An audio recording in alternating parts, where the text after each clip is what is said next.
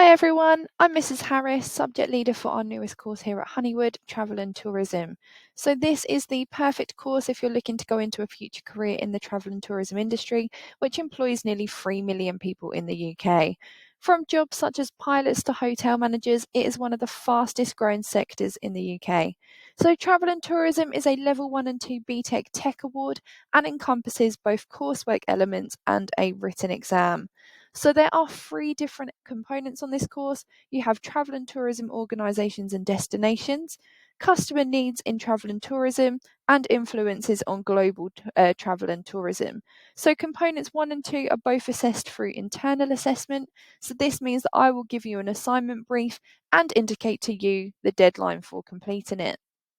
The assignment will cover what you have been learning about and will give you an opportunity to showcase your knowledge and skills. It will be me who marks these and then send off your work to be moderated. For component 3, this one's slightly different. This is set and marked by Pearson as an external assessment.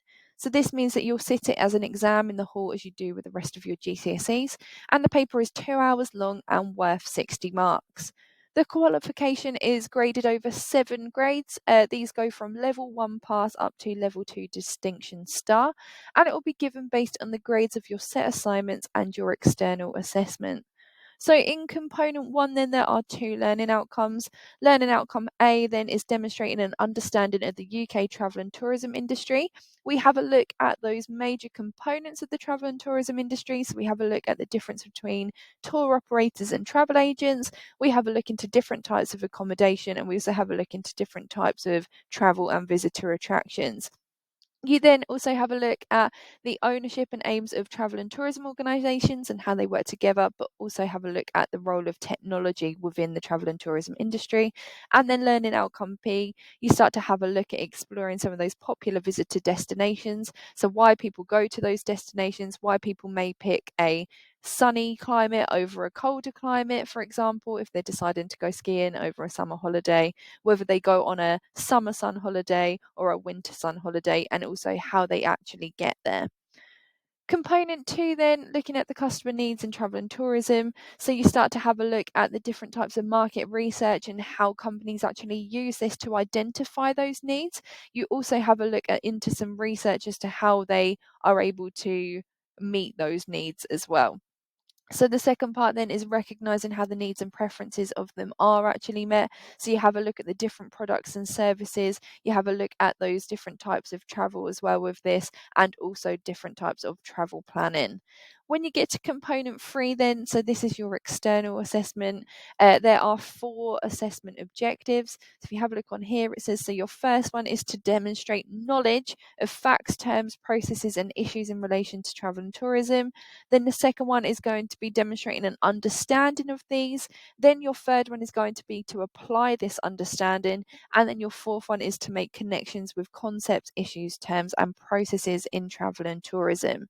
So if you have a look at the board, then in year 9, you'll cover topics such as the main components. You'll have a look at that consumer technology, some of those visitor destinations, factors influencing travel and tourism development as well. So we have a look into COVID and actually how much that influenced the travel and tourism industry. You'll get to complete tasks. So we have a go at an apprentice project where you get to design your own airline, and you also get to plan a holiday across the world in 28 days too. When you get into year 10, then you'll cover topics such as the travel and tourism organisations and how they meet, how they actually work together.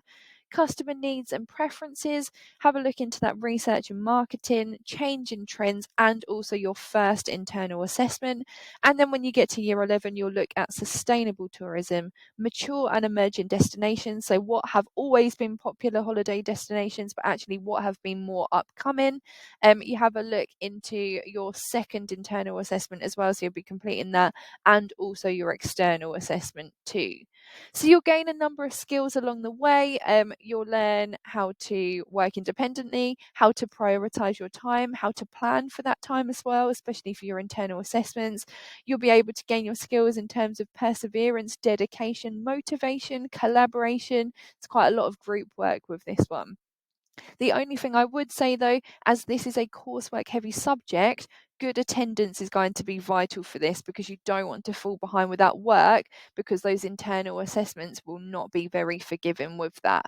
So if you have a look on the board, these are just a few of the quotes that I took from my current Year 9 class. So these are the first guys that are actually going through the course. So you can see that actually they are all really enjoying it. And actually for a lot of them, it's given them some nice career aspirations going forward. And I am hoping to try and get some trips in alongside this so that you can have a look as to what you may be able to go into in the future.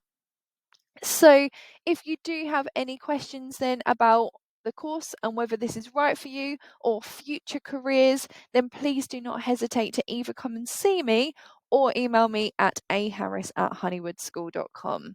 Thank you very much for listening. I'll see you soon.